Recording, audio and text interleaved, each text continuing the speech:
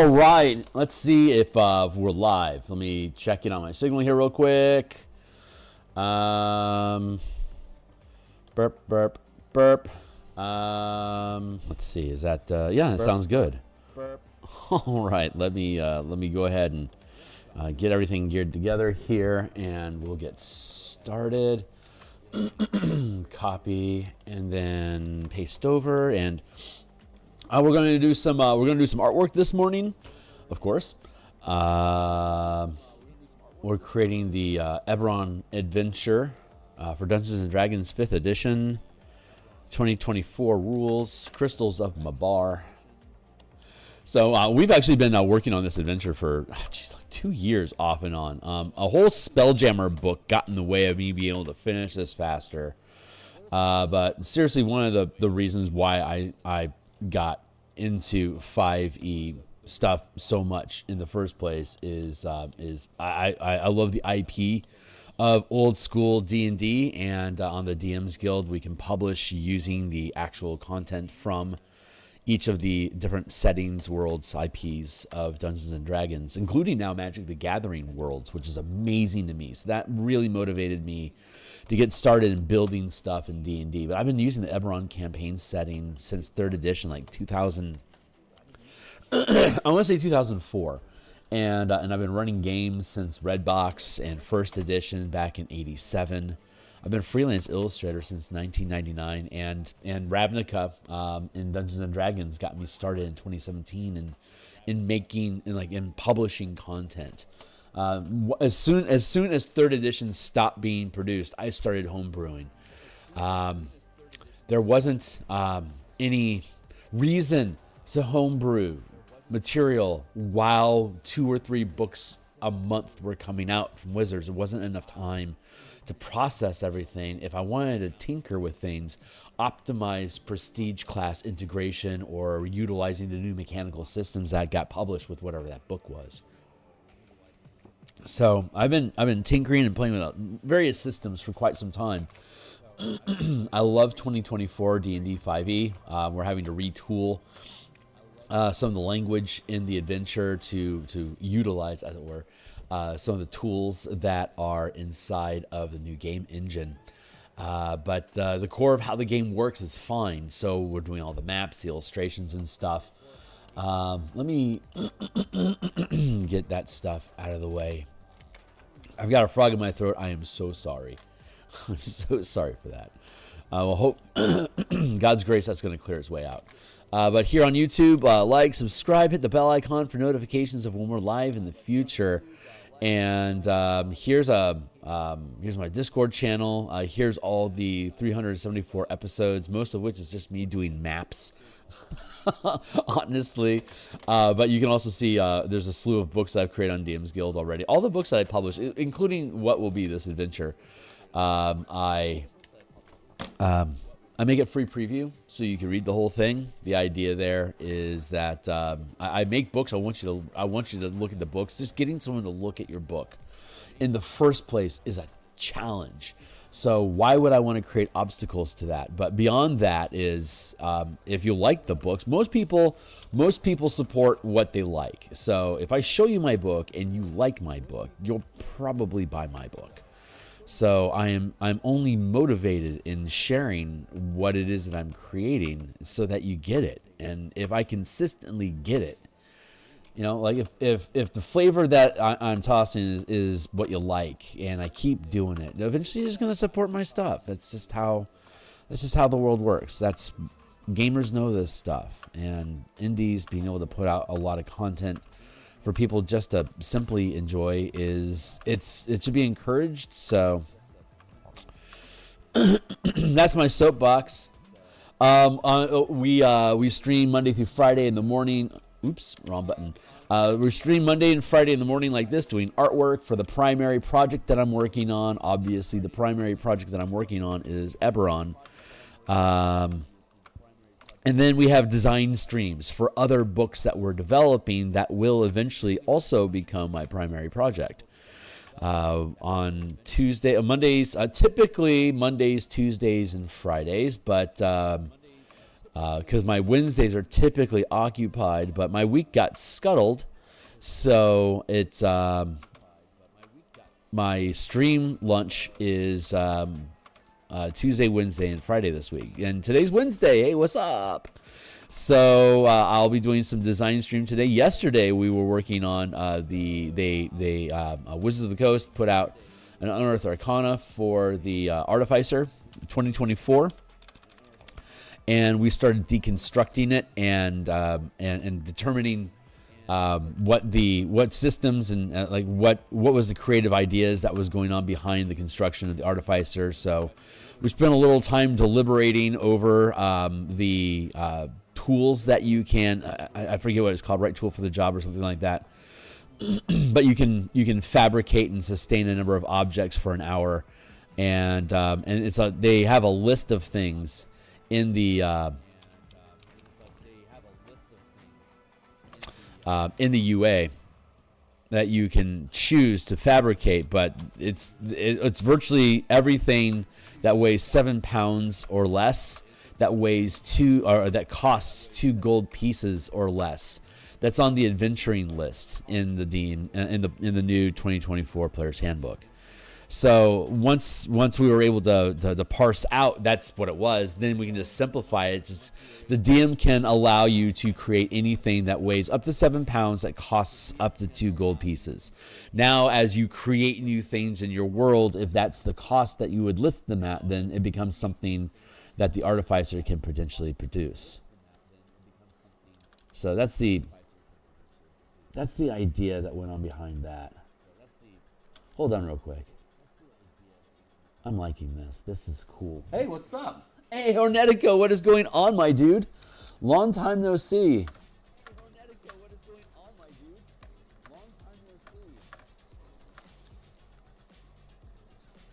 What have you been getting into?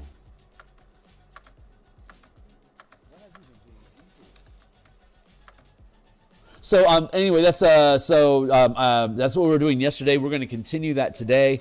The cliffhanger that we left off with was similarly breaking down the structure of plans and magic items that the Artificer can produce, and they completely changed it for 2024. We're rebuilding it. We're deconstructing, rebuilding, and the cliffhanger was me being stuck on what was the simple progression from 2, what is it? 2, 6, 10, 14, 18. It's a 5-point progression across 3 tiers of magic items, but we figured it out. So, hold on, what's up? Of course. Mostly working on ttrpg. Hey, great. I'm trying to publish a pre-written one-shot for... Oh, that's right. You were working on that like maybe 6 months ago, right? Kudos for getting around to it.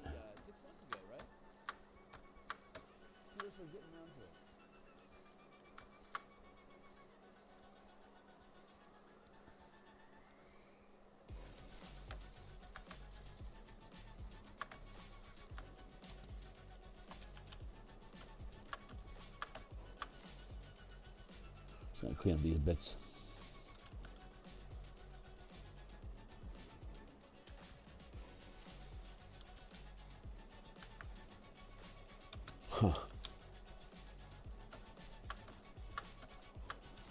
So we got the Carnwood finished, Region B of Part 1.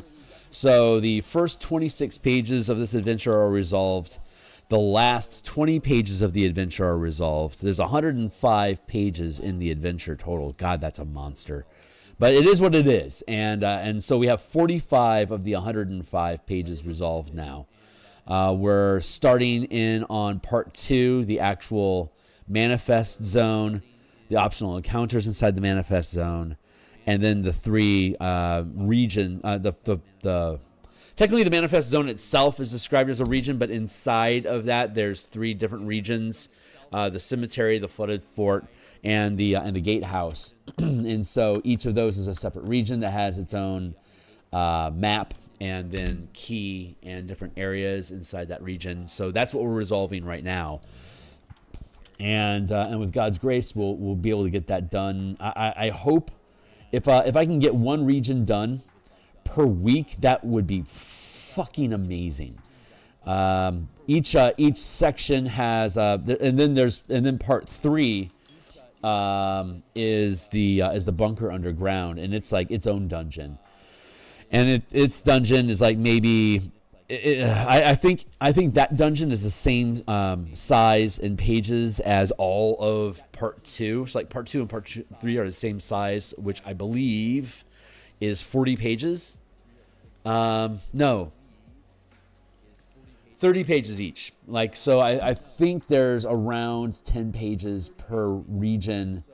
No, that's not right. It's 20 pages in part 3, and about 10 pages worth of monster stat blocks that we need to update once we see the monster manual in February. And then there's about 10 pages per region, 8 pages per region inside of the manifest zone. So 8 pages per week of layout and prepping for pages here. That's basically a little bit more than a page per day. That's a good strong clip for a fill. Each page typically takes a number of hours of work, so I question whether I'll be able to actually hit that or not. But if I can, that means that everything except for the NPCs and the final part are done and good to go in January. So that would mean that part 3 would be done probably in January into February. The new monster manual comes out in February. So as we finish the adventure and drop in and get into the creature menagerie part of the adventure, that's when the new monster manual drops, and we'll have all the technical information we need to be able to run it. So far, just using 2014 monsters with the recalibrated experience point distribution for challenge levels, it's working great for 3rd level characters in the martial powers playtesting that we're doing. So they're using juiced up mana systems, so like they're aggressive, and so the experience points with the amount of aggression they can assert, they're still getting bashed around, and still need to get healed and have to consider tactical retreats. So far so good, and that's with a party of both 3 and 4 so far. It feels right. So I'm pretty excited about what we might end up seeing for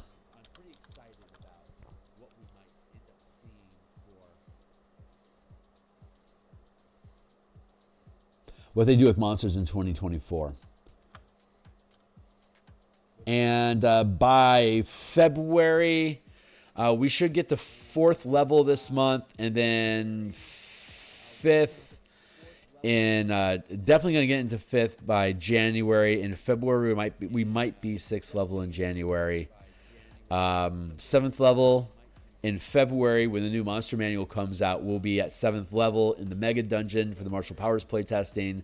So I'll be able to use the monsters that we have in the Crystals of Bar adventure and start using them against the martial powers characters and seeing how well those monsters respond.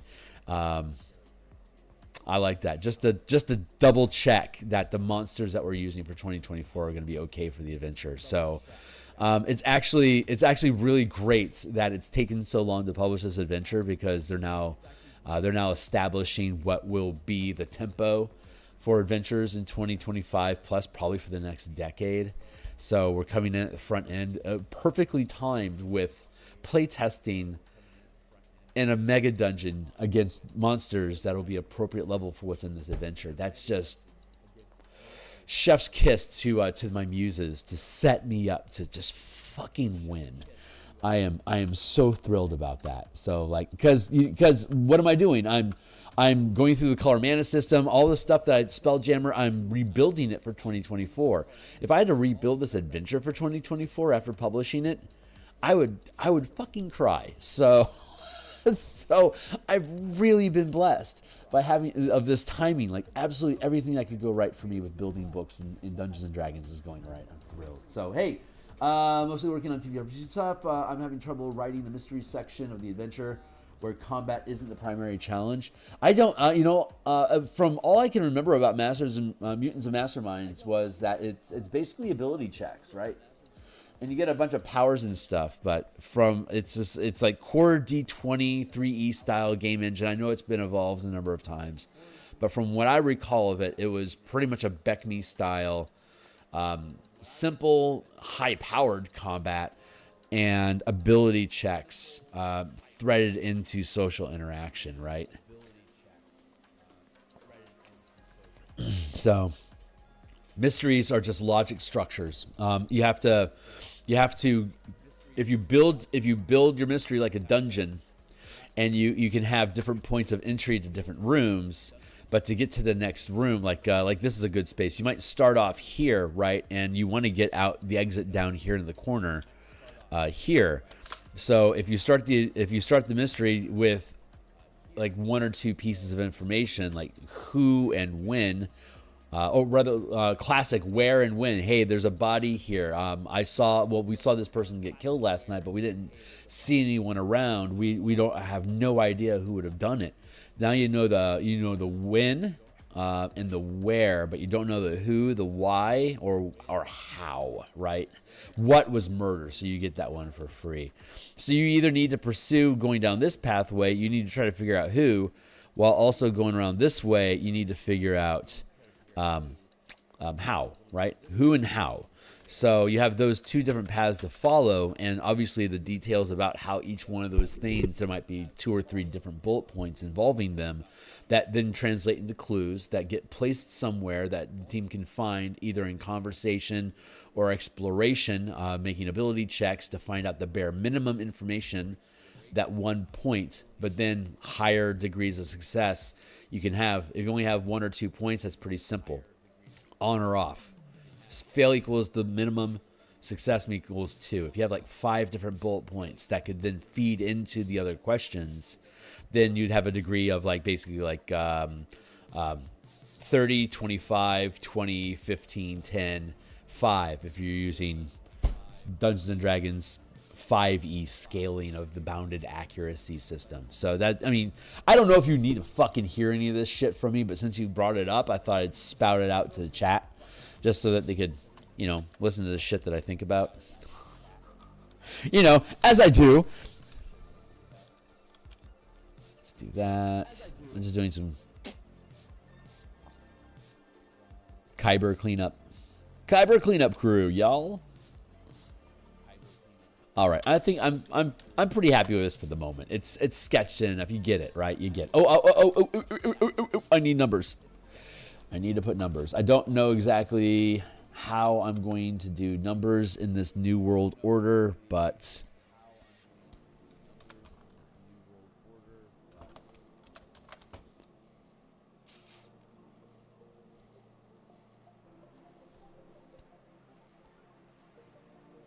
oh, that's right. I did a screenshot of that. How fucking sloppy, Kearney.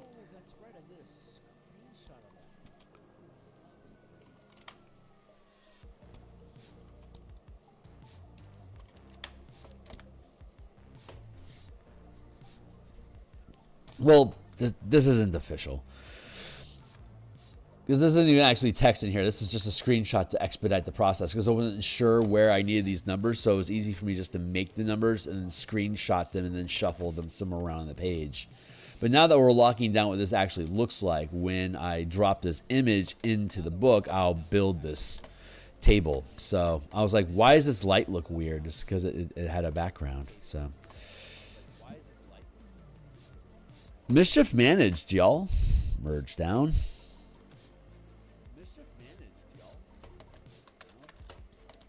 What's up? Hey, what's up, Steve?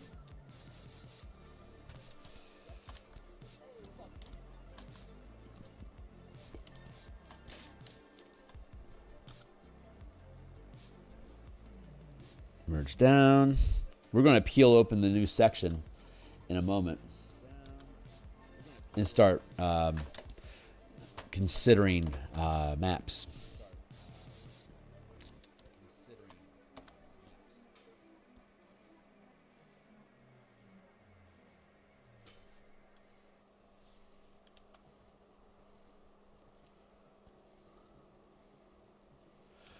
Abysmal.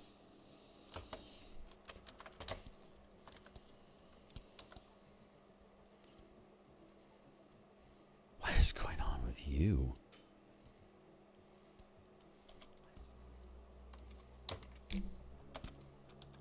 There we go. 1, 2, 3, 4, 5. So we'll need to have little dots behind all these things to make sure they sit proper. But that's the gist. I don't think I need to spend more time gisting right now. Hold on. I'm going to gist a bit more.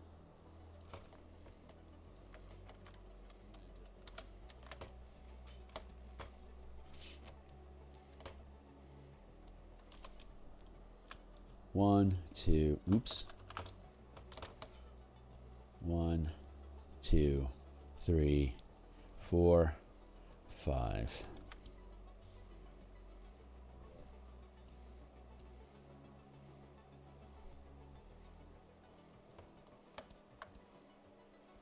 Merge down here.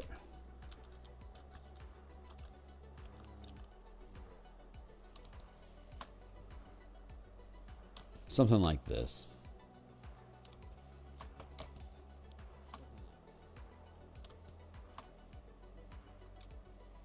Oh, I got blocked, but whatever, you get it. So that's the thought, and then maybe we do something like we fade that a bit. We could add some texture to it maybe at some point, but I think I'm content with it for now. That's enough of us. Like I'm not trying to. These aren't tokens, so I don't need to dive in on them hard as assets. I'm considering how far do I want to take each illustration halfway through the book being laid out. When I was building the Spelljammer Combat and Exploration document, I did a lot of sketching all throughout the book to kind of establish a feel for everything, and then went back in and chewed on all the detail. I might do that as well. Right now, I feel like I just want to shift gears. So I'm going to save this page here, and I'm going to take the filigree and duplicate that group into a new section that we're going to call page 21 to 26. Boop.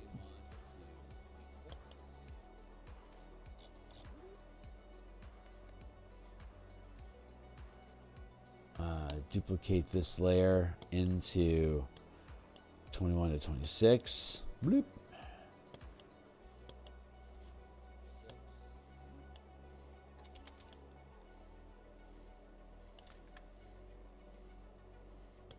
Yeah, good black white there. Good. Okay. We're going to file, save as to the computer.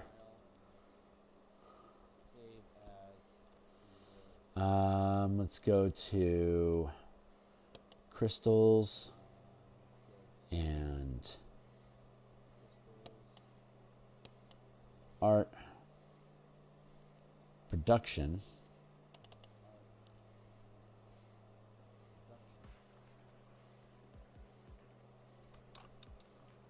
Yeah, that feels right. Save. Cool. Now, I'm going to... Yeah, I want to save those. Wait. Cancel. There we go. Yeah, let's save that real quick.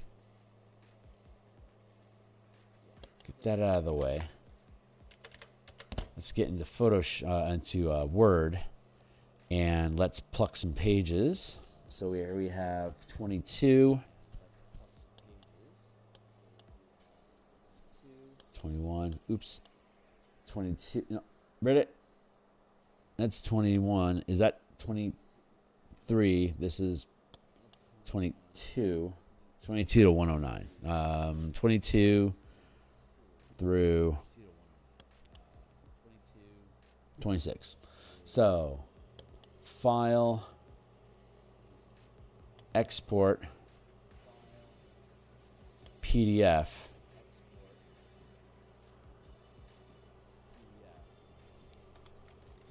22, 26. Options. Pages. 22, 26.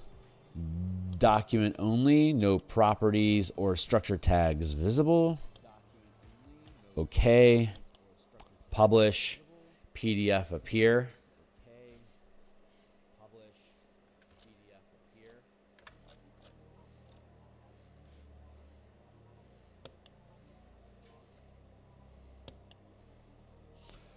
File. Open. Crystals.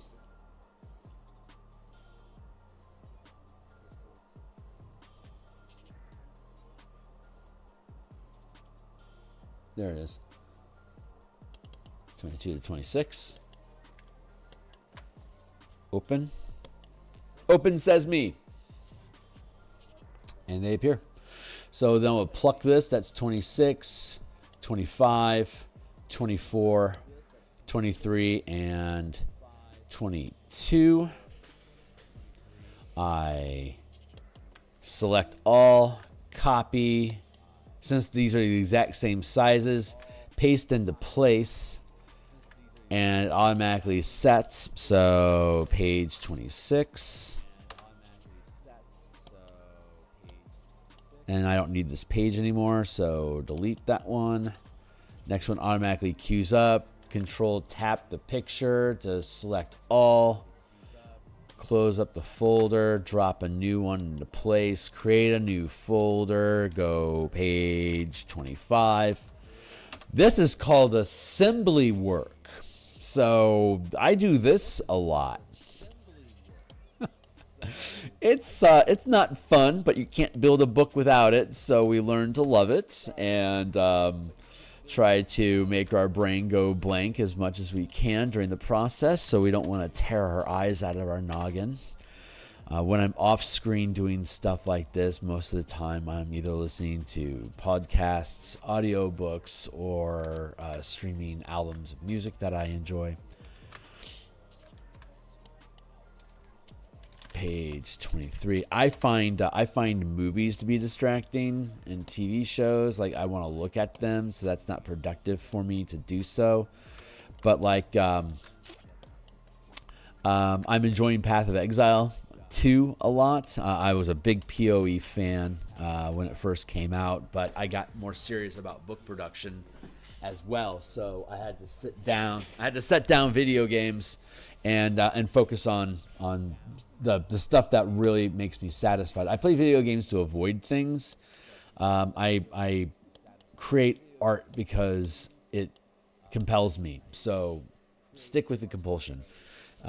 But that also means that, see, the nice thing about Path of Exile is like if you're like watching somebody that's mapping, like in-game maps, once you know what the map modifier is and you glance over and you can look at the monsters, you know what's going on. You know what he's going to attack with. You know what the environment looks like. You know what the monsters look like. So you kind of have an idea of like them running around here on the side.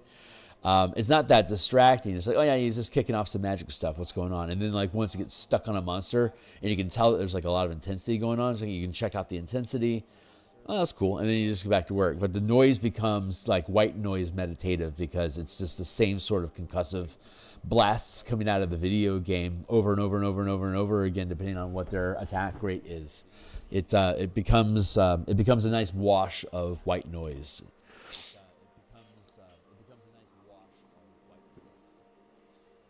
Or maybe just listen to Pink Floyd Animals, for instance, or Metal. Those are fucking great albums.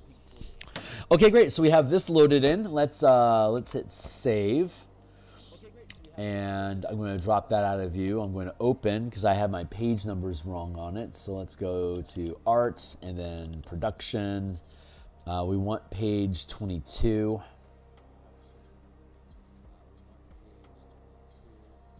Here.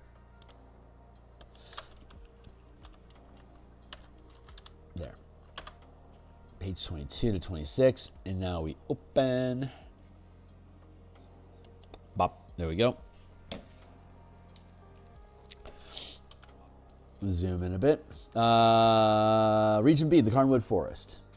The Carnwood stretches hundreds of miles across the northern region of Karnath. The monsters attacking the village piece and leave tracks leading into the forest to the northwest. Following the tracks, lead the characters through the Carnwood to Part 2, Into the Mist, as detailed further below.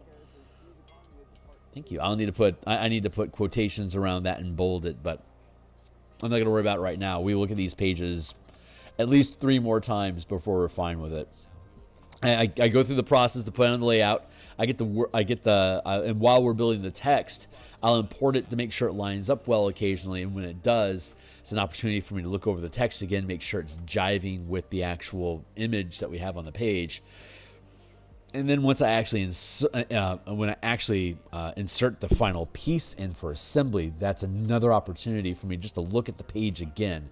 It's a repetitive process, but it's how I can trim down and make sure that the words look the way that I want them to look, the lines are separating the way that I like, and to give myself just another proofread check to make sure that it sounds the way that I like it. I've already chewed on this a lot myself. Then we hired Stuart Braz to come in and proofread the entire document, rewording everything, setting up proper syntax for stuff, structuring, breaking down what's the proper logic, like the way that it's organized is a result of what Stuart did. He's like, here's all of this information that you built as this cloud that you tried to organize kind of spatially, but we need to separate different elements from each other and then reorganize how those elements feed into each section. So that's Stuart's work. So he helped me make this thing be able to be modular per column. That's the end result that Stuart was able to bring to the table, worth every percentile that he gets of the project. So absolutely, he's great. Stuart's freaking great. And Andy Healy helped me actually write the thing. When I collaborate with people, I like to have weekly Discord sessions that we just basically talk about stuff, or like walk through logic issues, or just do a work jam study hall together. And those are typically 2 or 3 hour processes. I did that with Andy creating this book. Ukulele Bard in creating the Spelljammer Combat and Exploration, as well as his work in the command system stuff that's now turning into the Bastion campaign book. And then Eric Chachka,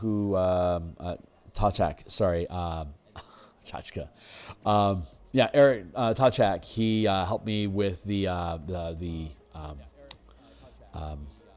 initial guild, the guild mechanics for the Bastion campaign, as well as the mass combat mechanics that eventually evolved into Spelljammer as well. In both instances, all 3 of those guys, I had 2 or 3 hour work jams every week, typically on Saturday for like a 2-year block of time. That was before I started streaming on Saturdays. So.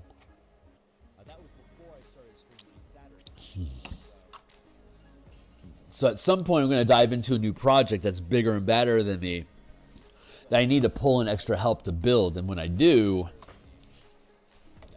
I'll be doing a session like that. But right now we're doing playtesting. So let's see, Wandering Monsters, Sturges, Plague Hounds, Shadow Mastiffs, Ghasts, Shadows. Unique terrain, we'll need to drop in tokens. I don't want to do it right now, but we need to drop in tokens here. For the hedges, that's the map obstacles that we have. So the hedges, the rocky ground, which is difficult terrain when you traverse it, so it just slows you down a little bit. You have to think about it. Tree canopy is the overhead, the lift away leaves, on the trees. So we'll have a little a color splash box of what that looks like. The tree trunk, which is black, outline stuff. Actually, let's go to Open Art, Act 1, Region 2.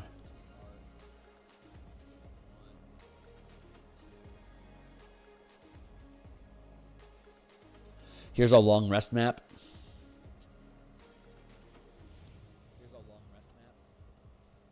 Let's go over here to this tree. Here's a tree.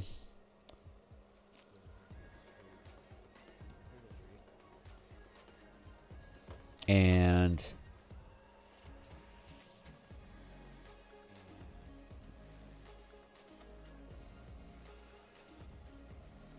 Let's see, that should be beep beep beep. There you go. There's the trunk, and here's the branches. Here's the canopy line that you can see where if you're underneath this canopy, you have full cover against anyone that's overhead, like, you know, flying creatures or familiars and stuff. And you can just drop that stuff back in. So it's a separate thing that lifts, that eventually will be a lift off plate. So what I need to do is duplicate this group.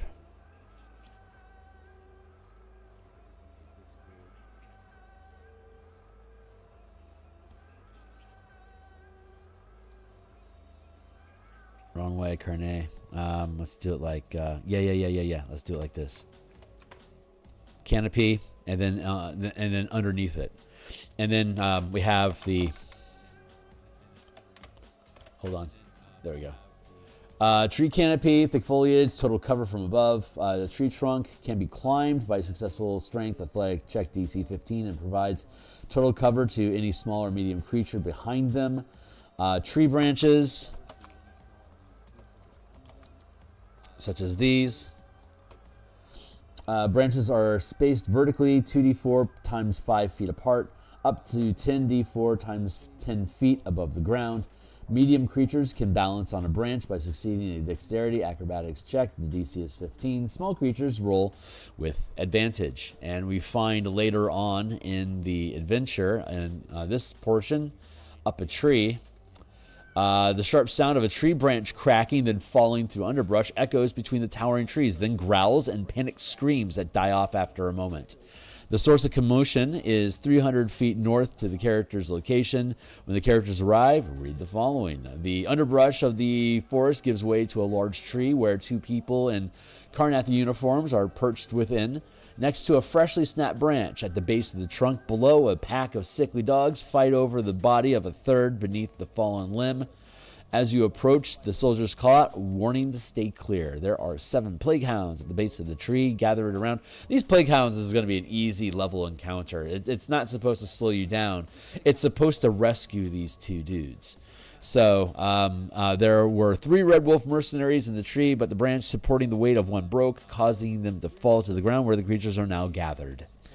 If the characters defeat the hounds or lead them away, the 2 surviving mercenaries are thankful for the characters' help, but warn that the forest is not safe and that the characters need to leave. If the characters identify themselves as deputies or attempt to interrogate the mercenaries, they will gladly lead the characters to the flooded fort in exchange for their lives, not wanting to cross law enforcement. The fort is within the manifest zone located 10 miles northwest. While traveling, the 2 identify themselves as members of the Red Wolf Mercenary Company and are willing to share the following pieces of information for free, with some truth and partial truths, mostly truths. Guarding the woods, random civilian traffic, the Carnwood seeps with undeath. It's a risk being in or near the forest for extended periods of time. The fog within is indication of a haunting. The patrols are intended to keep civilians far away, as the military attempts to contain any risk.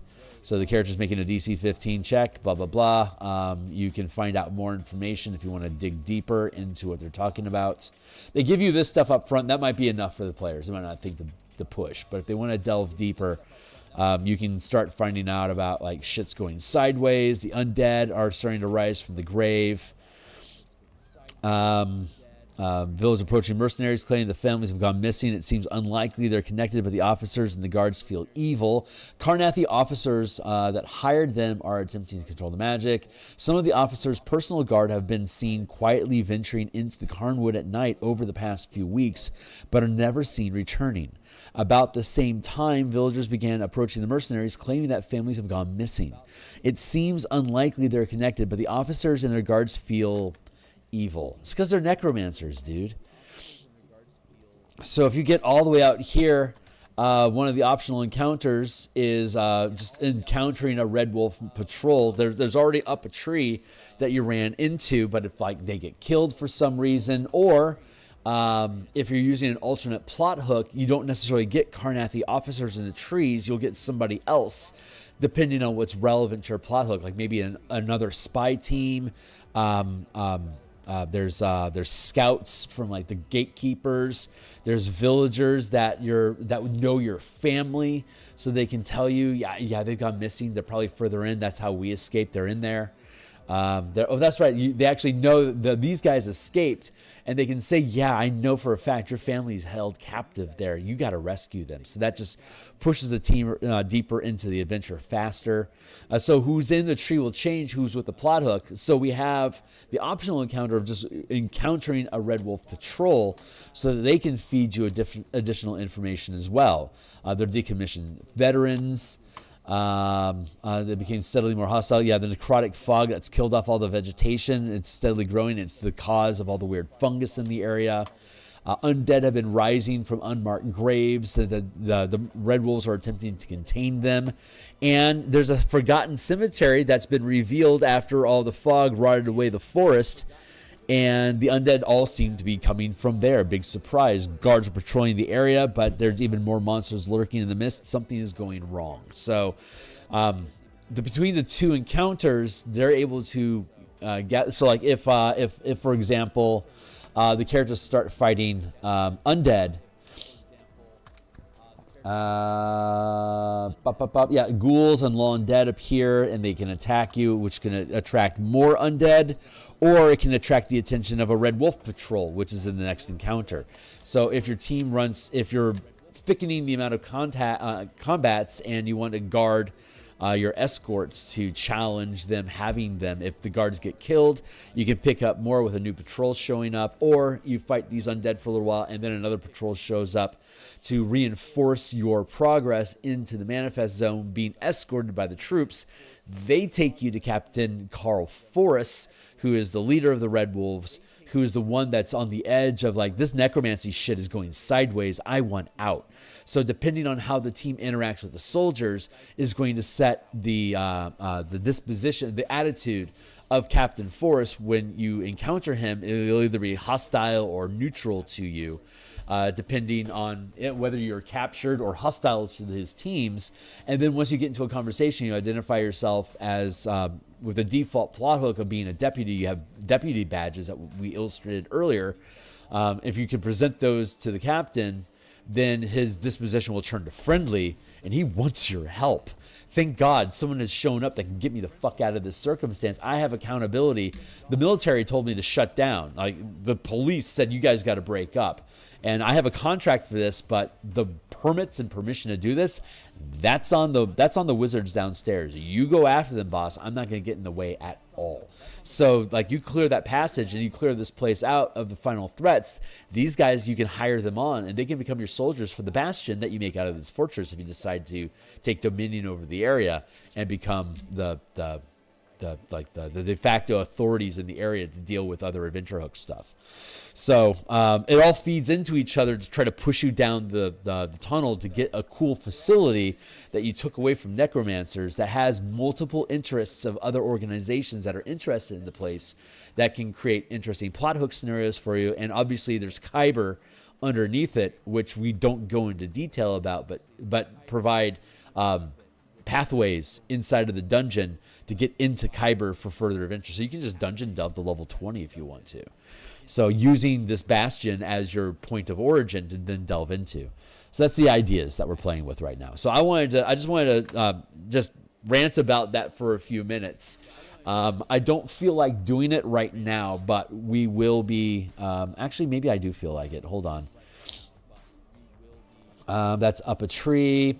Here we go. Optional encounters, camping overnight. So that's the space that we have available for camping overnight. And here is the scene that we set up for it. It's bigger than we need, and that's great. So let's, whoops, wrong button.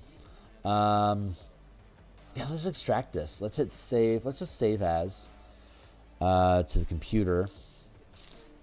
Let's go out to art. And then production. Actually, no. Let's go back. And let's just drop this as a JPEG. Let's do that. Forest long rest, full color.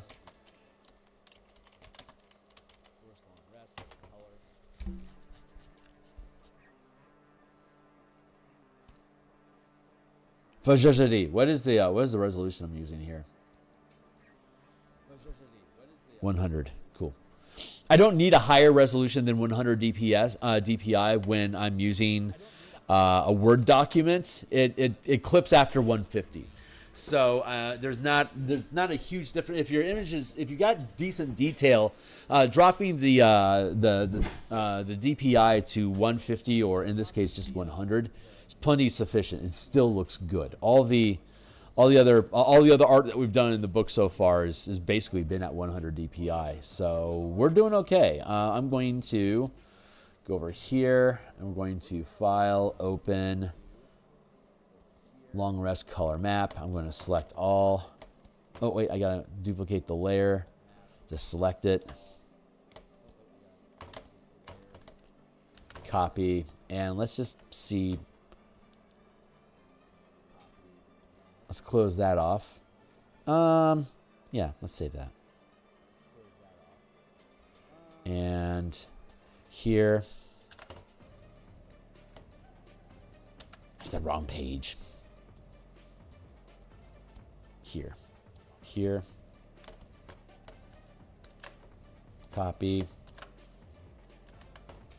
Why? There we go, because I didn't have a layer selected. There we go. Get out of here, you scallywag. All right, this is pretty much exactly the size that I expected it to be. I can actually afford to shrink it down a little bit. This is a nighttime encounter map. So zooming in here, tents, fireplace, fallen log, rocks. Here is just some ground flowers. Oh no, that's bramble. That's right. That's bramble bush. So it creates obstacle layers. So that's how 5-foot squares. There you go. There's black and white versions for printing, easy printing, like with a laser printer. It's just black line art. But otherwise, all these color assets are included. So I just fucking love this shit. What's up? How far into the writing and development do you get before you start doing like art assets and such? I do the entire the entire adventure needs to be written. So my work process is ideation.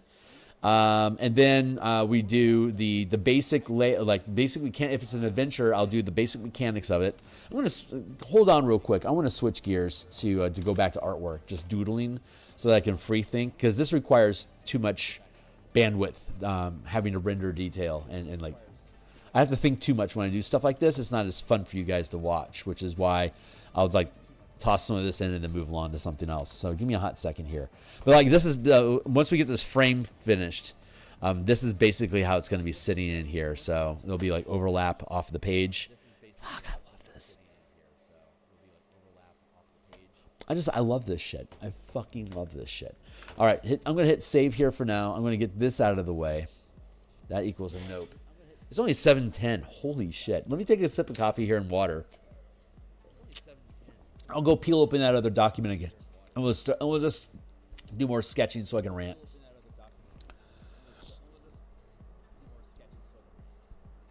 There we go. Revelo. There we go. I don't feel like I need to work on Kyber anymore right now, so I'm going to pop past this page. Here we've got, I can always go back to working on the zombie horde, but I just wanted to step away from it a little bit. I like the different artifacts that we have here. If I can't find something better to work on, I can just render detail on those. But we're looking at opposing goals. One-shot adventure. Characters can start the village to 12. The plot hook, for example, all characters can be either agents of the 12 or the Church of the Silver Flame.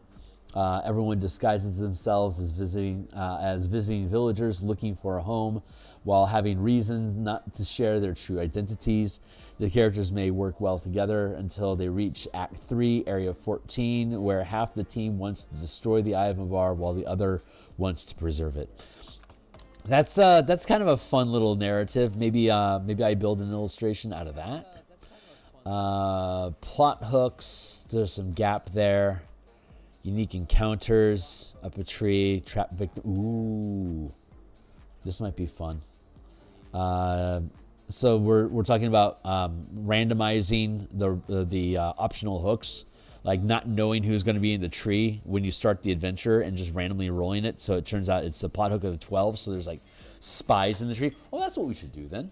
Should make a little illustration about spies in a tree. Let's do that. That's a fun little fucking sketchy thing to do. Let's do that. I don't know if it's going to stick, but it's a good place for me to settle my brain for a little bit while we rant about adventure design. So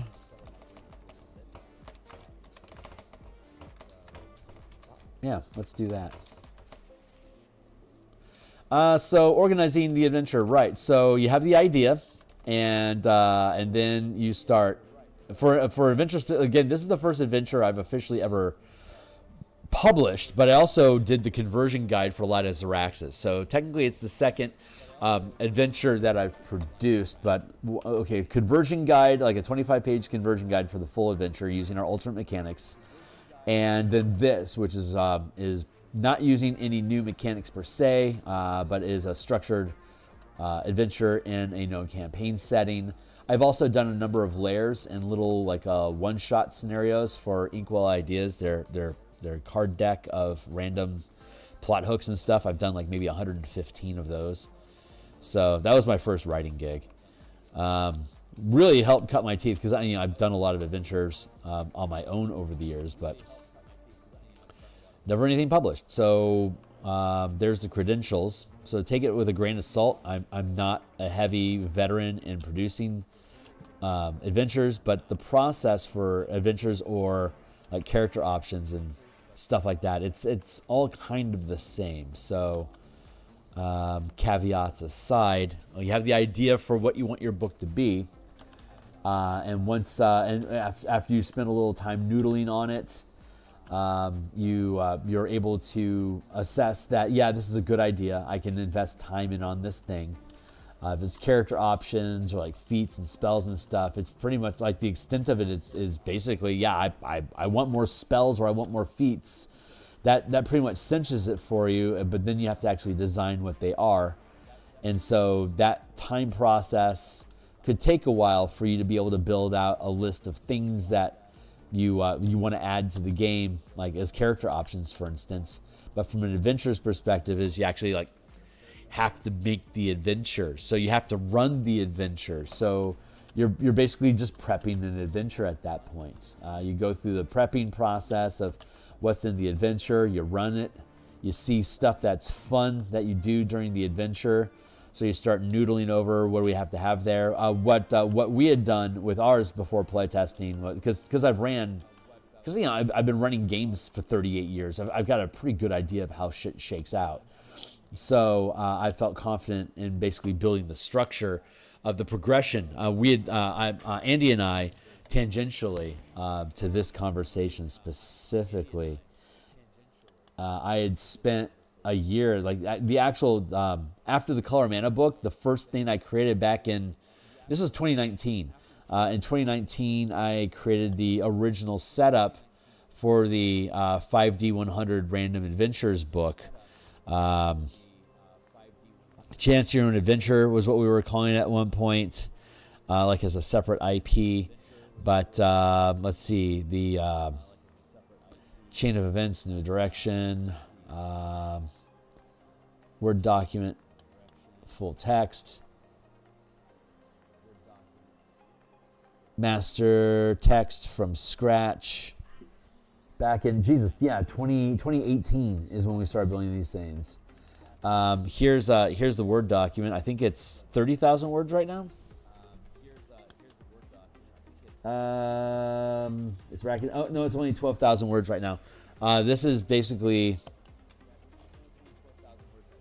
It's 20,000 words worth of random adventure ideas that we parse together into 5 separate D100 lists of hooks, plots, villains, locations, and plot twists that became a 5D100 table that we could randomize. So inside of here is all the options in this adventure that we're creating, Crystals of Mabar. This was a random adventure that we rolled up. And then outside of that is Chain of Events. I think this is the right one. Yeah, so there's like 12, it's like 10,000 word count of 5D 100 tables explaining different plot points, and another 15,000 words here of explaining how to randomly build adventures. Talking about the 3 pillars of adventure and how you frame the adventure around combat, exploration, and social. How you can weave together, like cascading from combat into exploration, into social, or back into combat, and then bouncing into social interaction. So, like, how do you break up the action, like the different pillars that you're working at, so you can control the tempo of the adventure? How to utilize different locations in the adventure when you're randoming things together. There's a lot of random encounter books out there, but this one was built specifically around the idea of like this D500 list that we built out, how to use that to sculpt adventures and ideas. And so we got, as I was building, I was basically building a scaffold and a resource structure system for building basically like plug and play adventure concepts that if you're new to adventuring, you could chew on this book. It's kind of like the Lazy DM book, for an instance. It's just another way of looking at how can you structure adventures, which led into the, like, because I talk about braiding and threading plot lines together, like roads that you can jump gears between as you're going through the logic of the adventure. It talks about how to thread those different plot lines together. But as we kept doing it, there was so many examples that we had to, like, I had to create scenarios to explain, like, how could you convert something from going to combat into exploration instead, or as a social interaction instead of combat. How do you shift those gears spontaneously as a DM? It's like, I don't have time for a 20-40 minute combat. I just need to get them through this doorway. So how can I convert this challenge into just an ability check or a social interaction, so I can make sure they get through the door with the amount of time I have left today, but to set up the stage for the next session and the next leg of the adventure. So we go through all that, and we have to provide example after example after example just to set up how modifying these things looks. So it's like, why don't we just build an adventure using these principles, so that I can say, hey, check out page 86, where we're talking about this alternate plot line where it changes the type of encounter that you have based on what your character's motivations are when they encounter a static situation. How does the NPCs and creatures in that environment respond differently based on how the team comes at them, hostile, neutral, or friendly, right? So we build all that out. It's like, well, let's just build an adventure. So that's what Crystals of Mabar was supposed to originally be, was basically a point-and-click example of how to, of the way that I think when I build adventures, like really thinking through the structure and the logic of how all of these things, like how do you guide people to different points without pushing them there? How can you have alternate side plot lines going on so that if they jackknife off of what you intended them to do, they end up on a side path that you had already set up that they can run through, that just courses them back down to the next choke point of choices to make in the adventure to then create new options, stuff like that. So that's where all that came from. So we had a specific intention when we built this adventure of, we need to be able to demonstrate these different principles of adventure design inside of the adventure. So while we were structuring it, we built out a web basically of pathing for the characters. Like, we need to be able to plug into these holes, or these different nodes of interaction, different plot points. So we have 3 parts: intro, the thick of it, where all your decision making is at, and then the conclusion of it. So let's create a cascade. So part 1 into the village, which sets up the narrative that then pushes you into the forest, that puts you down a tunnel that has different random encounters that you can run across, that you can get different information about the upcoming decisions that you have to make. You can foreshadow that with the wandering encounters and optional encounters and the prepared encounters that you have. So what's the difference between wandering encounters, prepared encounters, and optional encounters? Structuring all that out and then demonstrating that inside of the adventure. So once we had all the pathing figured out and the narrative figured out of how do we get from one point to the next, we had to just basically flesh them out, a loose map, the challenges that you would encounter in the village and the forest that would then drive you into the manifest zone to have more information available as you go further and further into the story. Yeah, so once you have all that structured, then you put in encounters and difficulties, and you eyeball the DC, the difficulty of achieving, of succeeding and passing stuff. And in this case, we had a specific objective of we wanted to be able to have combat, interaction, social interaction, and exploration challenges all inside of the same environments that you could toggle between. So like that's why we have the different scenarios with the village, of you having an opportunity to do a social interaction and light ability check investigation to find out information around the town. But then we also have the scenario where you find them and they're all dead already and there's undead there.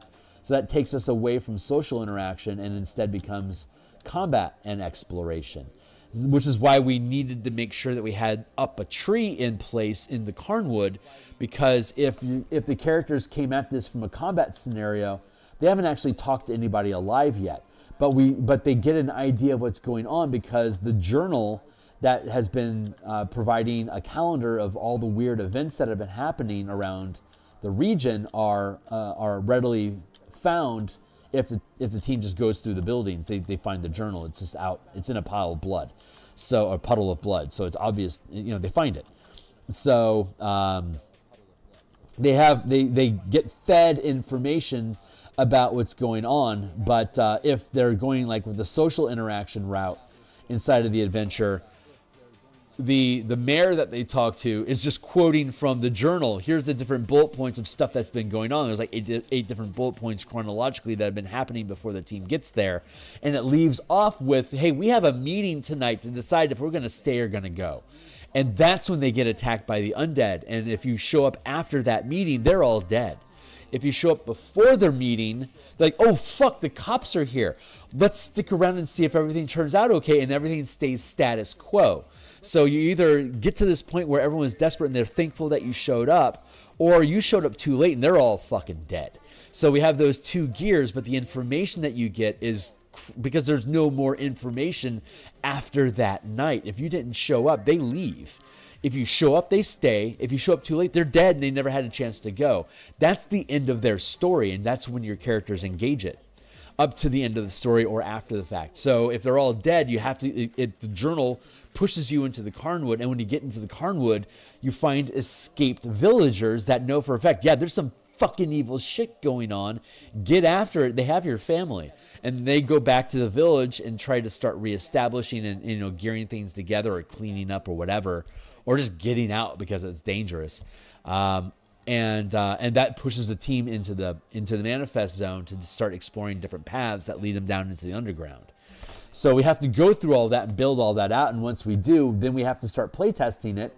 Does this shit actually play out the way that we think it's going to play out? Or what's going to go wrong along the way that's going to create noise, that's a distraction, that doesn't push them down the funnel towards where they want to go, while they're the ones that are basically making the decisions about where they want to go. So, well, I don't want to lead them by the nose, so we're giving them all the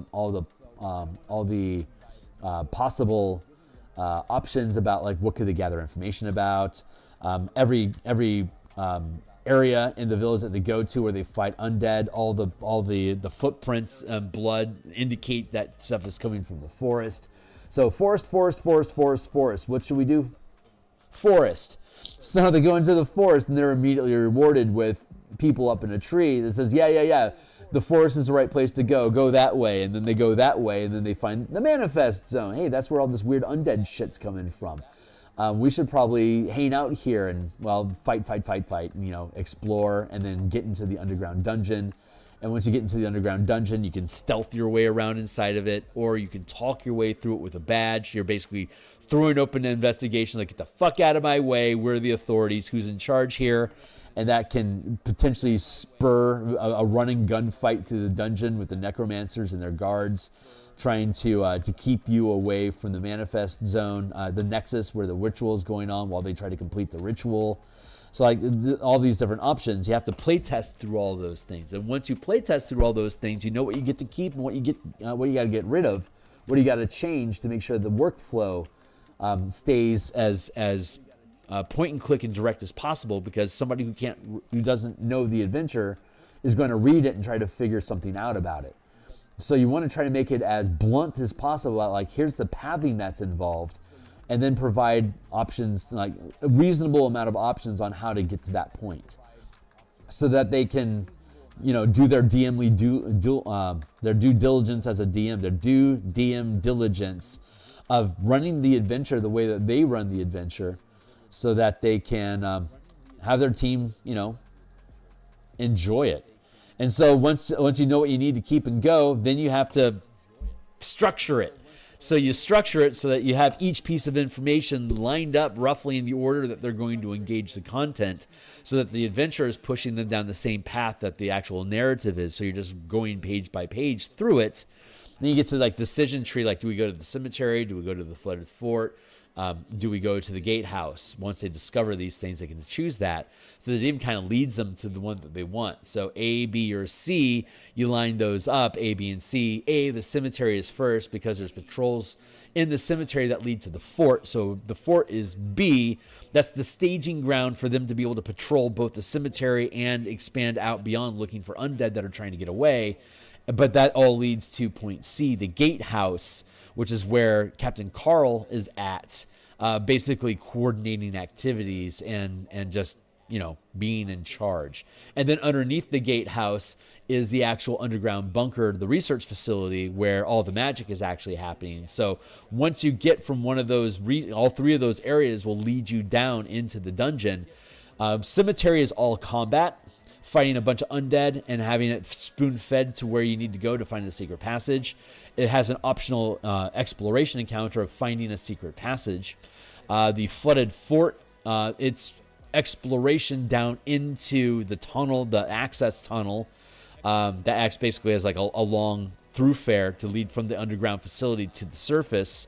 It's just a long ramp, but it's flooded, so it becomes an exploration challenge of how do you get through the flood, and there's undead in it, so that gets sidelined, that gets stacked on as a potential combat challenge as well. So cemetery is combat first, exploration second. The flooded fort is exploration first, combat second, and then the gatehouse where Captain Carl is at is in social interaction, combat, or exploration, because you can dodge him and sneak into facility through the elevator access shaft if you find it and evade captive. Or if you're just led there, you can just get into a conversation with Captain Carl and he'll step aside and let you do your job.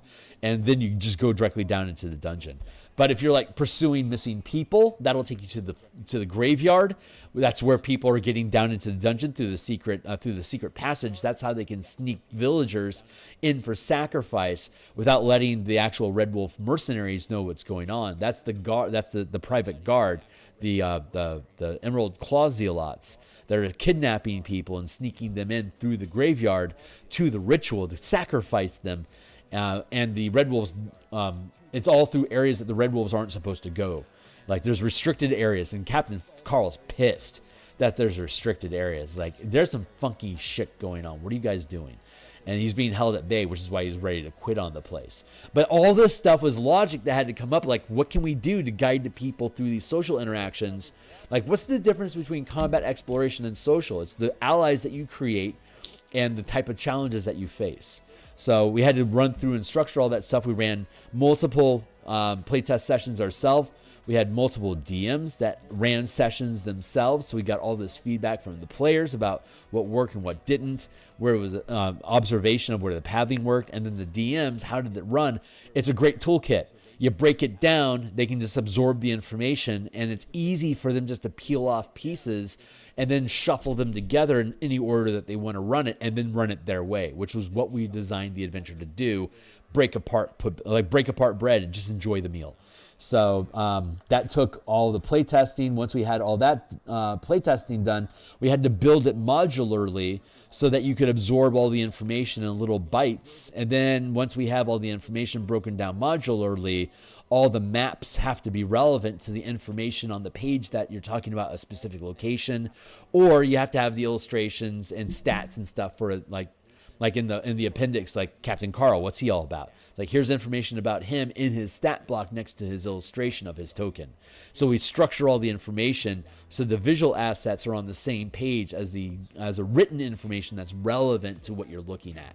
So you have to organize all of that together, and once you break all of that down, now you know what your page looks like, and so the actual tokens that you need to execute the page and the text, that might be all the space that you have. And then you have to massage the text to be able to absorb to create the space you need for the visual elements. Once you do that, if there's any holes in the page left open, that's where you can just put spot art or maybe like an item illustration or something. So like right now, I'm attempting, while I'm ranting about this, I'm attempting to do two guys in a tree. I haven't made much progress today, apparently. Where are we at? 7. Okay, I still got 20 minutes. So maybe I can talk a little. I can talk with my hands a little less and actually get some work done. But we were talking about like the chance of falling out of a tree. That's what kicks off this particular adventure. Is somebody fell out of a fucking tree. They failed their dexterity check and just fell and got eaten by monsters. So the other two that are stuck in the tree, they're like, shit.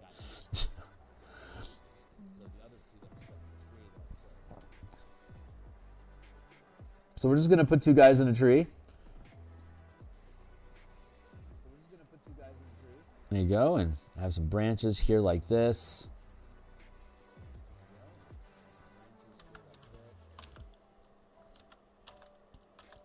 Get out of here, scallywag. Have the canopy like this.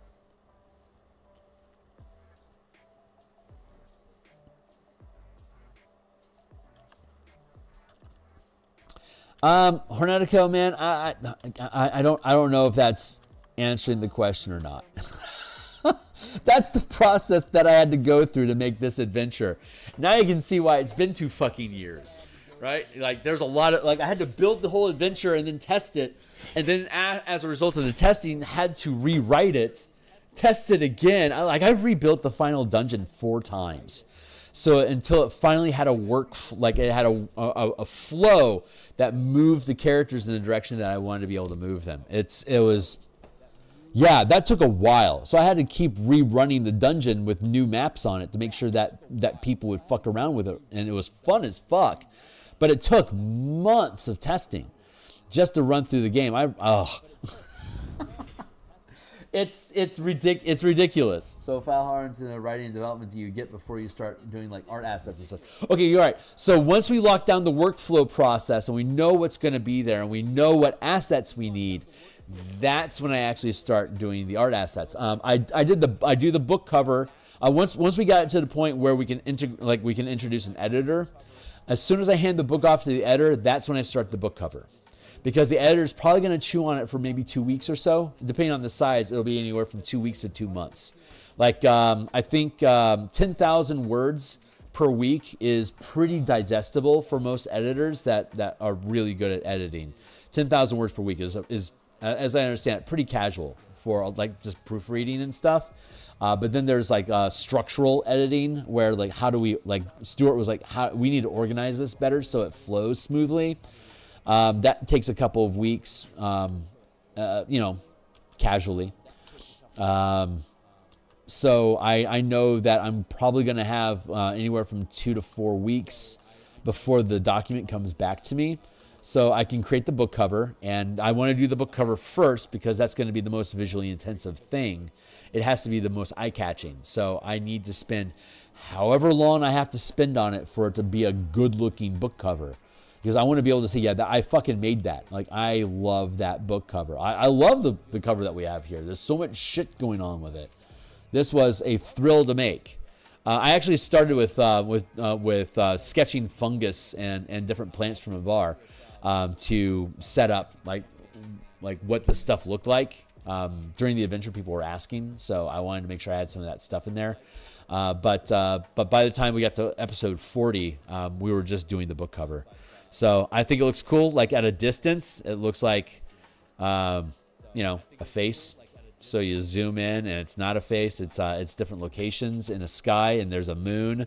But the way that I have I'm messing around with the visual elements surreally on purpose. And then we have 6 different characters for 6 different plot lines, and then we have the actual nexus where the crystal, the chrysalis cocoon is converting. Spoiler alerts, is converting the head wizard Solzu into a Yugoloth that will end up, if they're successful in permanizing the manifest zone, it creates an actual portal that leads into Mabar. So, and then this thing emerges as an Ultraloth that is powerful enough to lead an entire invasion army through this dungeon, out the cemetery, or out the elevator shaft to attack Eberron through the Carnwood. Of course, it's coming from the fucking Carnwood. Where else would a Mabaran invasion of Eberron come from? That's what's at risk here. So your team defeats the Yugoloth, puts down the Necromancers, and then, if they're interested, clean the place up with the help of the Red Wolves. Return the Aether Academy researchers, possibly for arrest, but picking their brain for information at Aether Academy for sure. If you capture the artifact, you could return it to Aether Academy, or you could keep it for yourself and let it eventually corrupt you, or destroy it. Preferably, most of them would prefer that you destroy it. Aether Academy wants you to keep it. The 12 wants to steal it, so if you keep it, they're going to send assassins after you, which we talk about in the appendix. Next steps. So yeah, so we build the book cover, and once the book cover is done, then we start building official maps. So that we have it look exactly the way we want it when we sell it. And then the maps have tokens, so we make sure we have all the tokens that we need. And then from the tokens, we can go, like, do we want to have more character illustrations? Because, like, I'm using character illustrations as I'm using the tokens as the character illustrations, so that I can, hold on, we'll go back to here, and like here. Like, here's the token that we have for Shuggoth, the contact for your characters in the Gatekeeper's plot hook. He's not actually in the adventure, but I had done so many, like Captain Carl, the mayor, the sheriff, the necromancers. I have enough characters, like NPC character busts for social interaction. That's like, well, I should just keep that motif. So their tokens, like, the more you're supposed to interact with them socially, the closer to the face you get to them in the token. It's like if it's like just a bust, like, that's a social interaction encounter. If you can see all of their body, or like 3/4 of their body, you're supposed to fight them. So depending on the camera zoom, that sets that up. So all of the social interaction NPC tokens, we now have duplicate that as the plot hook tokens, or the plot hook illustrations that drop into the page. So I'll have to do like some sort of like like an environmental, like maybe like a potion here that's bubbling, like a cauldron here, and like a forest in the background behind this guy. Like, I can drop him into a setting that'll help reinforce what his role is. So that'll be the rest of the illustration that we do with this guy. And we have that for like each of them. Like, here's the town village. So, like, I'll put the little village forest background here, and that'll finish that page. It'll be easy. But like this one here, that's Shuggoth. And then we got the Silver Flame. So we'll be able to have like a bit of a cathedral sort of background here. And I'm not sure I don't know what's gonna spill out in here, but we'll have something going on. We can have. I don't actually have NPCs. I don't have these guys listed out. But you run across them inside this plot hook as optional encounters. So I should actually put illustrations of these dudes. I forgot that I needed to fucking do that. That's going to be something we're going to do soon. So as we keep going through the pages, I forgot that I needed those token assets. So fuck. Just job loaded myself. But yeah, so as we go along, we want to have all as many, and obviously, like now I'm discovering, I need more assets. So that I already know the formatting for that token. They're supposed to be they can be like half. They can either be like bust or like half page illustrations, because you don't necessarily fight them, but they're not important either. So you don't need as much like facial detail about like remembering who they are. That's not as important with these side characters. So they're just people that you could potentially rescue. Let me fix this like that. I like probably have this here. So yeah, that's when we start building out the assets. Once we know what assets are needed from how the adventure is created, that gives us our inventory list of combat tokens that we need to account for, and then those four NPCs that we don't have tokens for. Like they're not combat, so I forgot I needed to have some sort of illustration for them. But they're not combat, so I didn't need to make a token for them. So now they're just going to be like loose illustrations I can just put into the page. But as long as I have a square that I can put around them, I can just make them tokens for the team. Like up in the tree, for instance, if you find them in the tree, you will have them on the up a tree map. So yeah, I need to have those. And then all the monsters that you want to have. And what happened? Oh, I'm using the wrong color.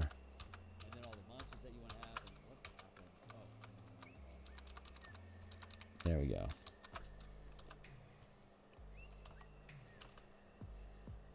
So you forget something, you just weave it into like what's next.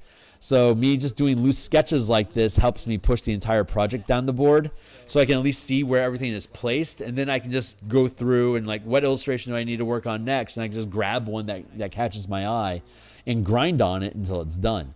Once I get all, but I'm doing all the page layout stuff on the side because I get the text back from Stuart. So he's done with the edits, and then I have to potentially edit it again to make sure that the text fits on the page, because when I built the adventure, I just built it long form, basically as just a single column document, a Google Doc that went down the page for 50,000 words.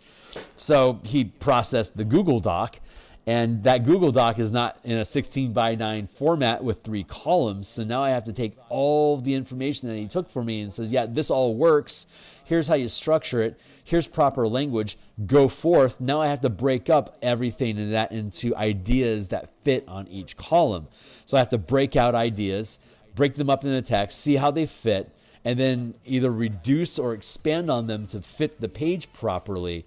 And then we go through that process of like adding in the map elements and then having the little spot art illustration points pop up like this that we were talking about. That's how all this shit feeds together. So there's a lot. It is by far the most difficult. It is the most difficult thing that I've ever created. It's so intensive. I would not do a lot of these. This is fucking exhausting. Not with a 5e format. I'm still waiting for my trademark to come through, but once it does, the BECME, the reverse Numenera BECME style ability check game system that I've been using at my home table for the past. We officially started in March. So the Spelljammer Eberron Asteroid Belt campaign is using the modified ability check system that I have. And so I'm waiting for my trademark to come through on its title, and once it does, I'll build a website and start talking about it. But it's effective. It's almost a system neutral style of adventure writing. So I will have a lot less mechanical detail. 5e is very mechanically, 5e is mechanically intense. So there's like a lot of moving pieces to it, but like a very light system like BECME, for instance, or Numenera. Like Numenera is fucking awesome because everything's basically on a scale of 1 to 10 difficulty. You can mention like the team encountered tank, difficulty 6. Like that's all you really need to say about the tank. And if you want to add in some ideas about like cool technical shit that it can do, like it can use, like it has this beam attack thing. It's a difficulty. It's only a difficulty 4 to overcome it, but it can pop 2 per round, and if it hits you, it slows down your movement, so you can't maneuver tactically as much. Stuff like that. You can add as much or as little detail as you want, but like wandering encounters is like, you run across droid sentries, difficulty 3. And that's done. Like, that's all you need to say about the encounter if you want. It's like, yeah, you run across droids. If you don't defeat them in the first 2 rounds, they're able to get word out that you're here and your cover's blown. Like, that's all you need to do for a one-run encounter. It's super fucking fast. So you could have, like, in this sort of a format, I could have a map fill the middle here, and then have like little arrows pointing to different points on the map. And so it's like, yeah, there's sentry droids here, difficulty 3, and that's all I would need to say. This whole this room would be done.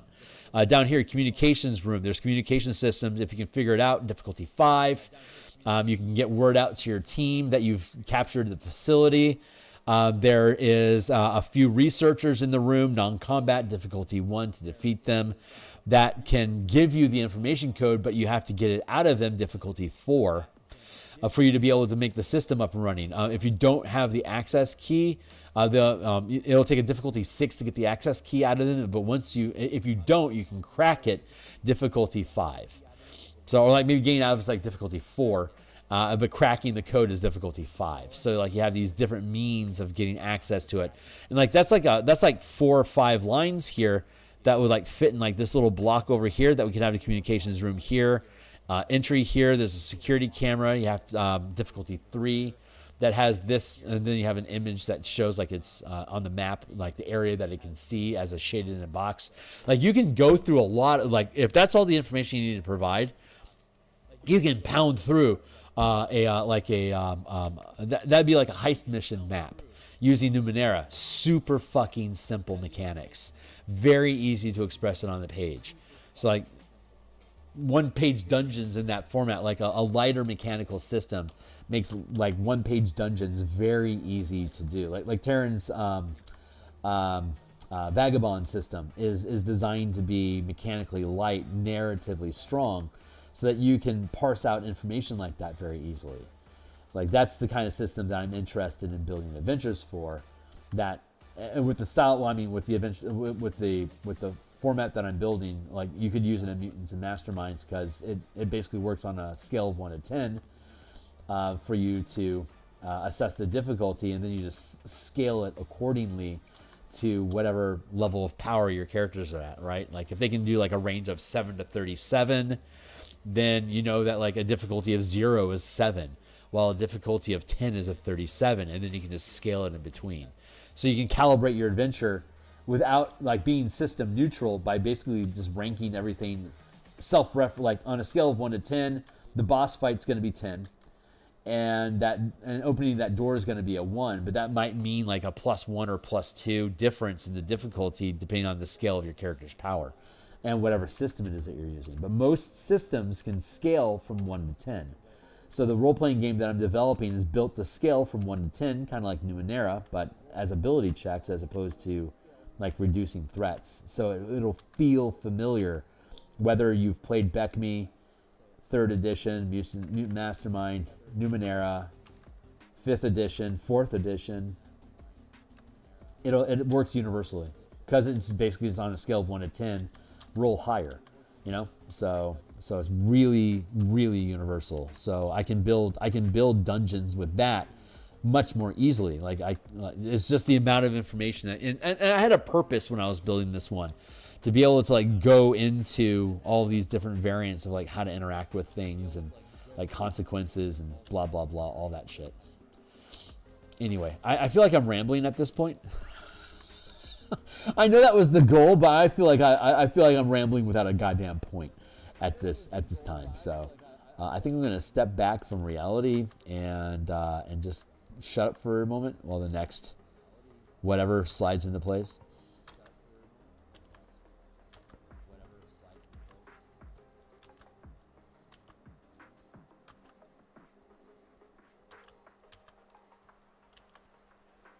Yeah, so with this, the way that this is working, and the same way with Light of Xeraxis, the maps and the tokens do a lot of the illustration lifting, like on those forest pages, like the forest section edges, the Carnwood, all those large blocks. Here, I'll show you again, just real quick, just for reference.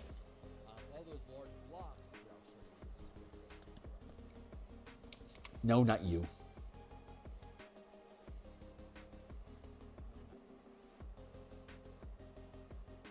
PSD, thank you.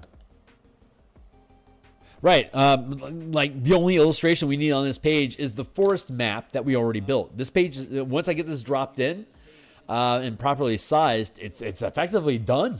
Move on to the next page, and there's like four of the pages here. It's a map illustration, map illustration, map illustration. We already have all these assets built.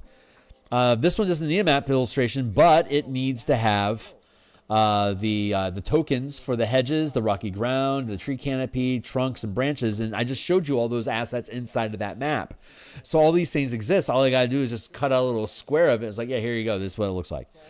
But we have an opportunity for a wandering monster down here. I'm going to save this illustration because I know I'm going to put monsters in this illustration. So I'm waiting until February when we get the monsters to see. I might decide beforehand. We'll probably get sneak peeks like in January, so I can probably start dropping the illustration in here. Like maybe I'll do shadows like creatures in the mist or something like that. I'm not sure exactly what I'm going to do here, but I think I'll like a little simple monster illustration. I might just put a token in. I don't know. So we'll see. We'll see what we decide to do. But it'll be like a little monster doing a thing. So. But this like finishing this page is going to take a couple tokens, like 5 tokens, and a little monster spotter, and I'm done. So you'll just move along to the next thing.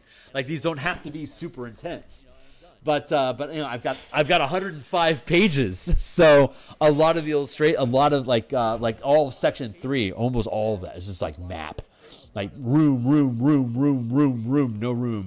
no room for anything else. Like the village that we did at the front end is all the different separate buildings in the village, and that's all the art assets I need for those pages.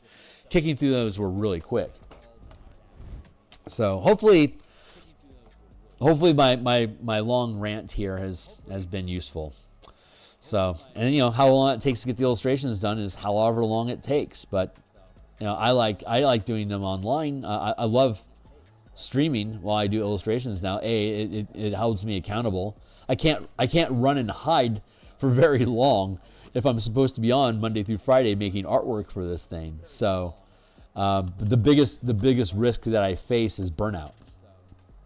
So I have to make sure that I've got a lot of variety, which is why I work on so many side projects, because it allows my brain to shift gears and play with different ideas so I can take mental breaks from this Eberron adventure.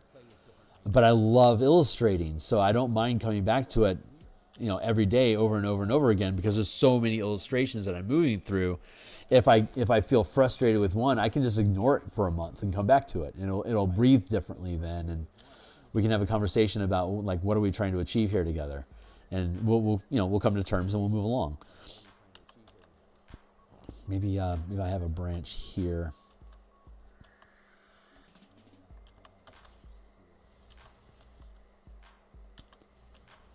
But for me, it's actually doing like the audience that I am slowly accumulating here on YouTube are people that are interested in this stuff. And if I'm just going to keep doing it anyway, then this is time well spent. I'll eventually do Kickstarters, and when I do, this is the exact same way I'll be doing the Kickstarters. Is, hey, thanks for backing my project. Let's build the book and illustrate it and shit. But now, like, you might be financially invested already in helping bring the thing into creation. It's, hopefully, that gives people reason to show up and talk to me more, especially if backers are going to be playtesters as well. Like if I made the Bastion book that I'm working on right now, like if I decided to make that third party and do a Kickstarter out of it, then anyone you have free access to it already. Now as a backer, it's like, yeah, you want to participate with this? It's like, great. Like all my playtesters of all my adventures and my game systems and stuff like that, you always get, like all my playtesters get free copies of the book. So, at some point, people are probably going to back me on Kickstarter just because they want to see it done.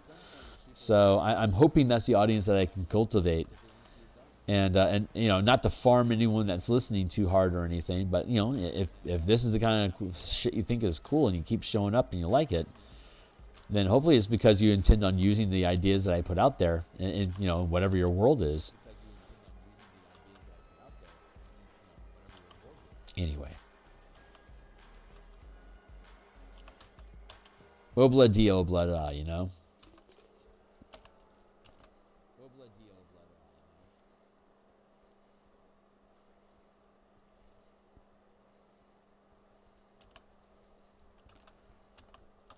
I have to start doing these like that.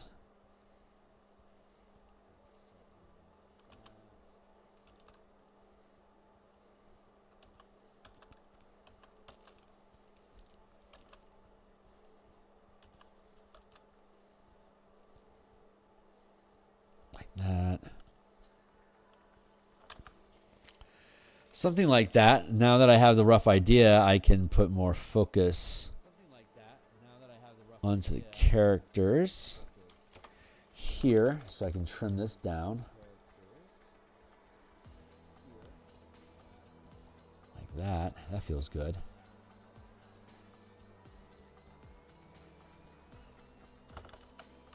Maybe I'll leave those in place. And just fade them out. Or like, maybe I want to drop this back just a smidge.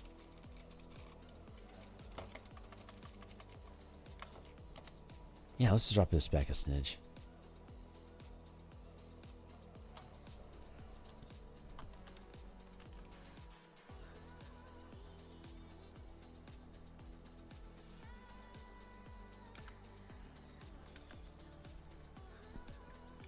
Now the broken branch.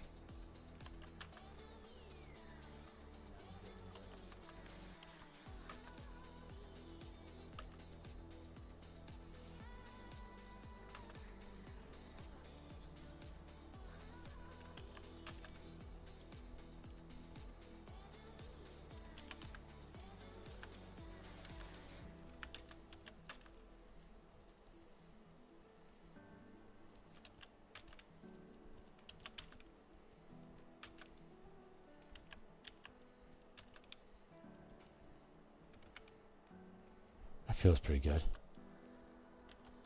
Don't need that so much.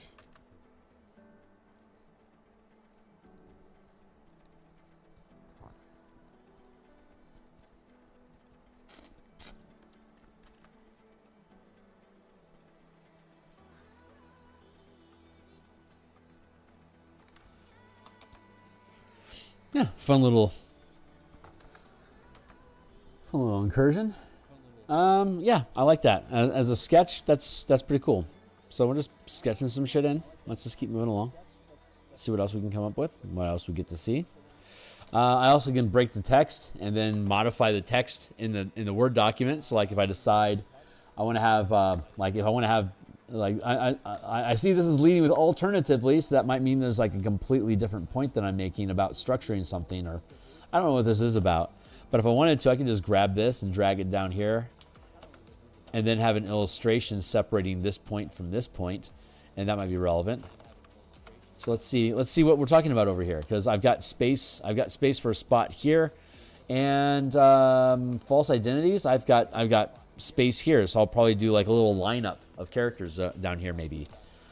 But what we got going on over here? Combining alternate plot hooks. For example, the DM can blend the default plot hook with the Aether Academy alternate plot hook for the characters to be deputized to locate the stolen artifact for Aether Academy.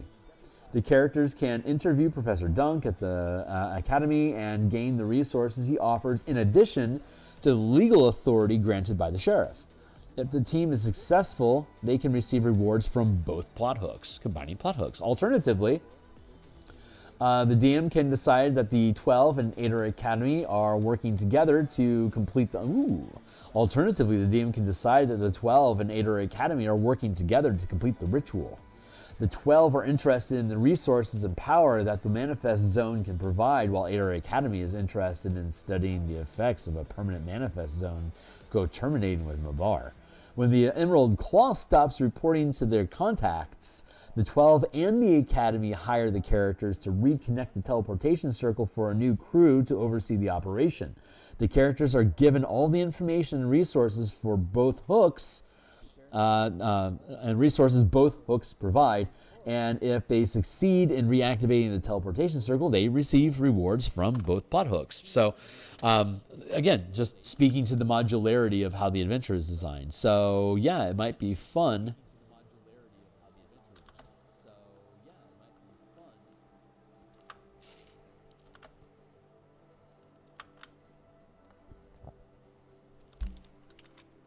Like, if you really wanted to, you could have all 3 plot hooks involved.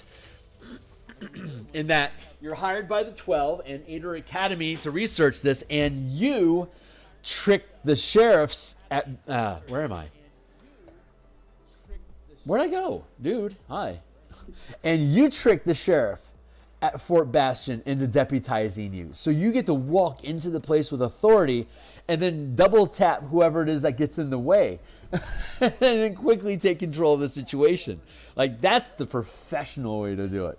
How sick. And then they give you control of the facility. But Fort Bastion gives you control of the facility, so you continue to help the 12 and Ader Academy with their processes.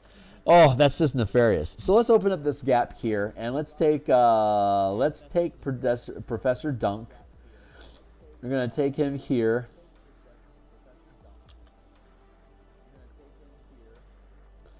And we're going to put Captain Follis, or Sheriff, fuck, I forgot the sheriff's name. He gets mentioned once, and then he's completely irrelevant. But I wanna have him here, and then I wanna have Rahid. I forgot Rahid's last name, but he represents the 12. I wanna have him here. So I want Professor Dunk getting caught in the middle. It's like, which way do I go? Just because you'll already have reference to who all 3 of these hook providers are in the previous pages, so I can have them, you know, fucking around and interacting with each other like this. So he's got a badge. Professor Dunk has a beard and a lot of hair.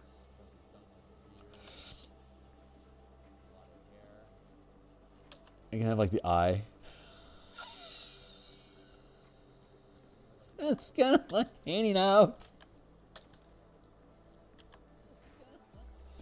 While it waits for a while, Dunk wants to play this. Oh fuck, that's fun. And he's all like, hey.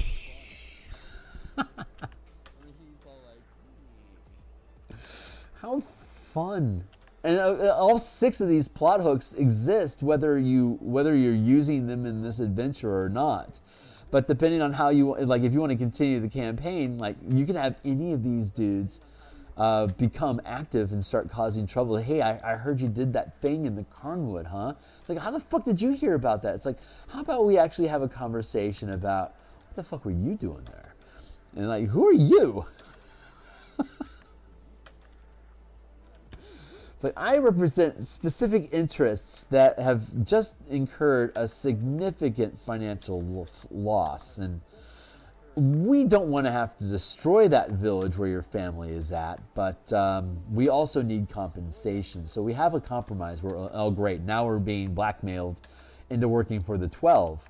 Don't you dare go to the cops about it. You know I'm a cop, right? Yes. Here's your mission. And it becomes nefarious like that. Like, there's a lot of fun ways you can play with this stuff. Rahid. Yeah.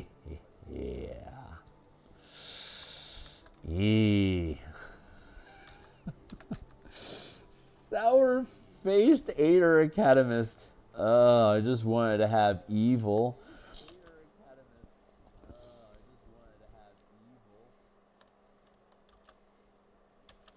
And Captain Falls is going to have his hands, have his arms crossed because he's frustrated that he's constantly dealing with halfling raiders out of the Talenta Plain, making trouble for new settlers. He doesn't have time for this fucking bullshit. Competent adventurers, thank God. Here, go mess with this stuff. Have a badge. I am out of here.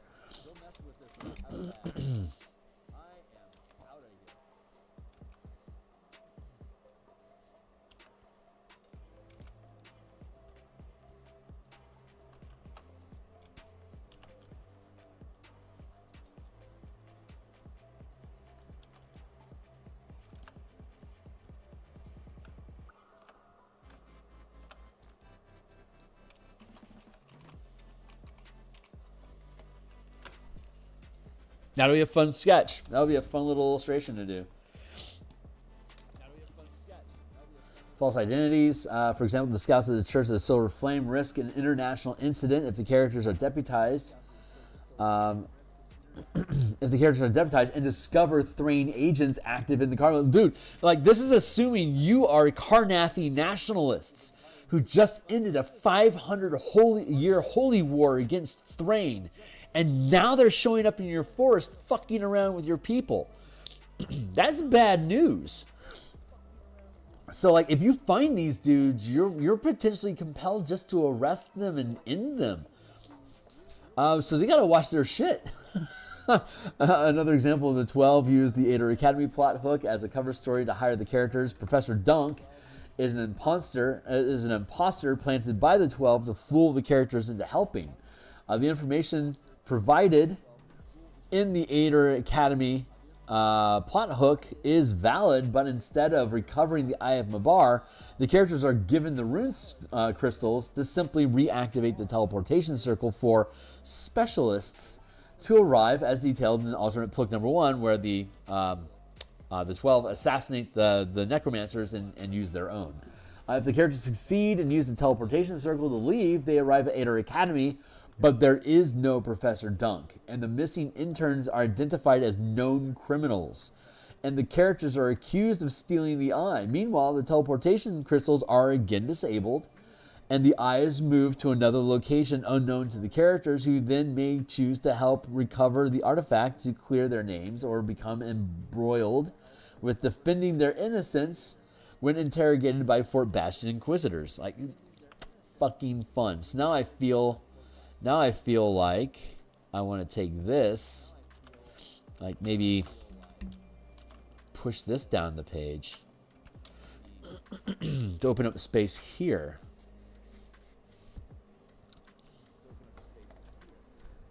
And I need to fix this spacing here. Spirit Warrior sealing the manifest zone forever. Gatekeeper plot hook. Using the 12 hook, the DM starts the adventure at the edge of the manifest zone to add more content for the characters to interact with, leading them towards the cemetery. The DM chooses to add a rival adventuring party battling undead. Rolling a 6, the characters suddenly encounter deputies of Fort Bastion in the mist, demanding an explanation of what's happening. The players can decide if they want to protect their information or betray the 12 to assist the deputies. If the characters succeed, use the teleportation. Maybe I want to push that here. I'm thinking, God, there's a lot of different. I want adventure. I feel like I want adventure stuff here. Using the 12 plot hook, the DM starts the adventure in the edge of the manifest zone to add more content for the characters to interact with, leading them towards the cemetery. The DM chooses to add a rival adventuring party battling undead, rolling a 6. I could probably structure this more clearly. The characters suddenly encounter deputies of the Fort Bastion in the mists, demanding an explanation.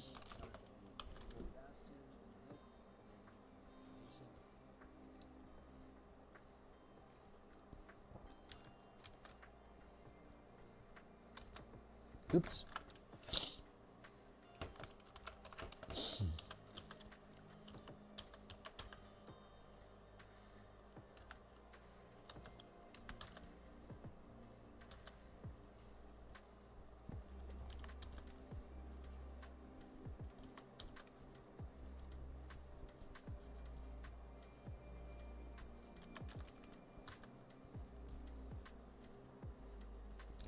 So, like, if you don't use the sheriff plot hook, then the sheriff can be in the rival party.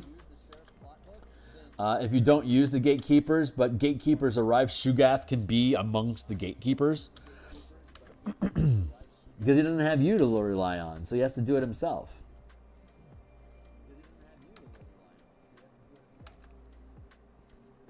So let's have like an adventuring party holding up badges.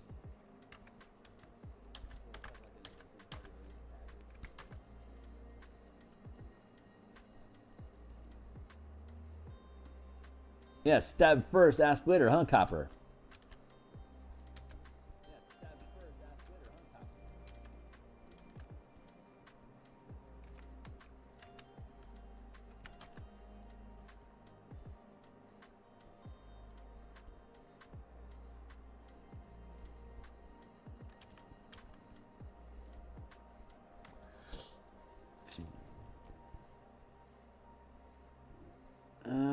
false identities. I could technically. I like the idea of this, so I'm just gonna go with this.